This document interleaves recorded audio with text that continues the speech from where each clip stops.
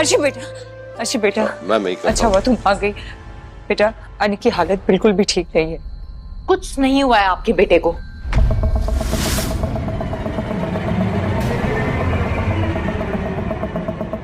अर्शी ऐसी बात नहीं है, पहले हमें भी ऐसा लग रहा था, लेकिन अनी सच में ठीक नहीं है। अनी शायद ठीक होता, लेकिन इस पूरे मैटर को जिन लोगों ने अपने हाथ में ले लिया है ना, उन्हीं की वजह से अनी की हालत है। कौन है वो लोग? और कौन ही होगा आंटी, छोटन और बाबा की फेवरेट। हम तो खुद हैरान है उस लड़की को यहाँ देखकर। हमें तो आइडिया भी नहीं था कि वो यहाँ आएगी। लाल अपनी बकवास करना बंद करोगे तो? तुम्हारी हरकतें बंद होने का नाम ही नहीं ले रही हैं।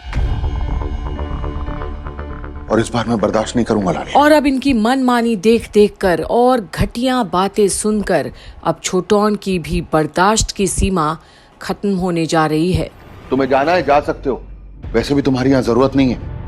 यहाँ खड़े होकर और प्रॉब्लम्स मत बढ़ाओ। छोटन आप ना, कभी कभी तुम्हें देखकर हैरानी होती है लाल कि तुम कब और कैसे इस तरह के इंसान बन गए। लगता ही नहीं कि हम तुम्हें जानते हैं। किस लिए बाबा? क्योंकि मैंने आपकी इस मिली भगत में आपका साथ नहीं दिया, इसीलिए आपके प्लानिंग पार्टी में आपका साथ नहीं दिया। खबरदार लाल।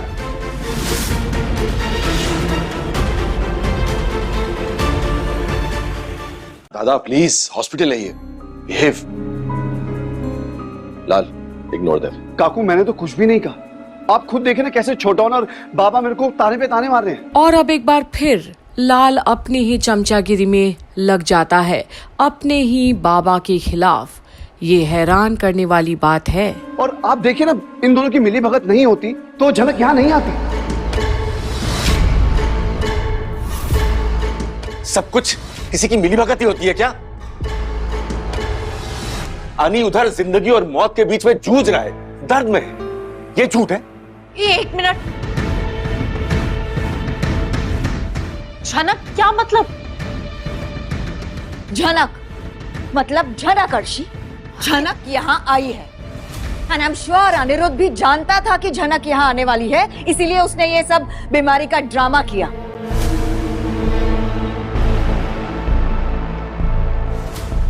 आई एम श्योर कि थोड़ा कुछ हुआ होगा, लेकिन राई का पहाड़ बना दिया उसने। नहीं सृष्टि ऐसी बात नहीं है। डॉक्टर ने हमसे खुद कहा है कि अनी की कंडीशन बहुत क्रिटिकल है। पर अब भी अर्शी और सृष्टि को यकीन ही नहीं हो रहा कि अनी वाकई में बीमार है, बहुत बीमार। वो अभी भी बेहोशी की हालत में है। हम अब तक उसे मिल भी नहीं पाए हैं। हाँ लेकिन झनक अंदर गई है। What? हाँ, कहीं से पूजा करके फूल लाइए, अनी के माथे से छुआने के लिए चीखते चिल्लाते जबरदस्ती अंदर चली गई है। मेरा पति है, मैं कुछ होने नहीं दूंगी, आप में से किसी की हिम्मत नहीं है मुझे रोकने की, ये सब बोल रही थी। सीन क्रिएट किया उसने। मैंने मना किया था ना तुमसे, मना किया था, लेकिन मेरी एक बात भी नहीं सुनती हो तुम। चुप, एकदम चुप। यहाँ आने से मना किया था। हर बार शर्मिंदा होने की जरूरत नहीं है। देख रही हो ना क्या हो रहा है यहाँ। भुगतो अब।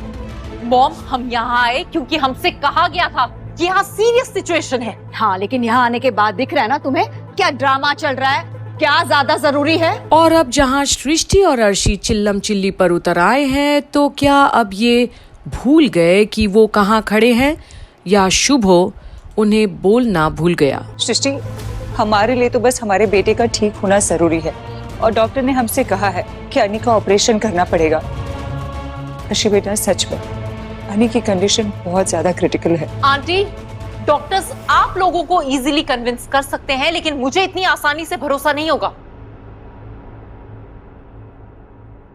मुझे झनक से मिला है, कहाँ है वो? ऊपर है झनक।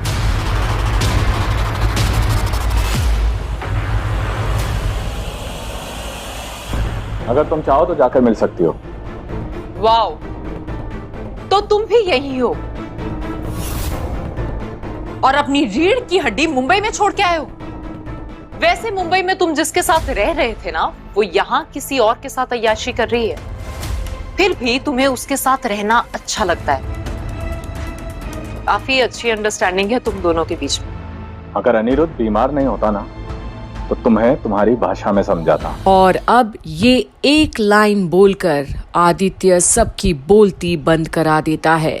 पर अर्शी और सृष्टि के दिमाग की उपज ही इतनी गंदी है, तो आदित्य क्या करे, उनकी सोच इतनी छोटी है, जो देखते हैं उसे ही सही मानते हैं, क्योंकि परखना नहीं आता इन्हें, रिश्ते निभाना नहीं आता।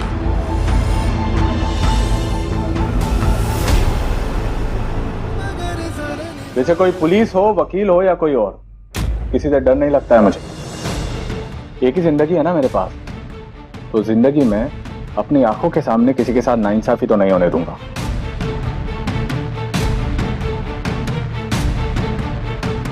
आप सब लोग होंगे अमीर परिवार से, तुम एक बड़े घर की बहू और एक वो टैलेंटेड डांसर, राइट?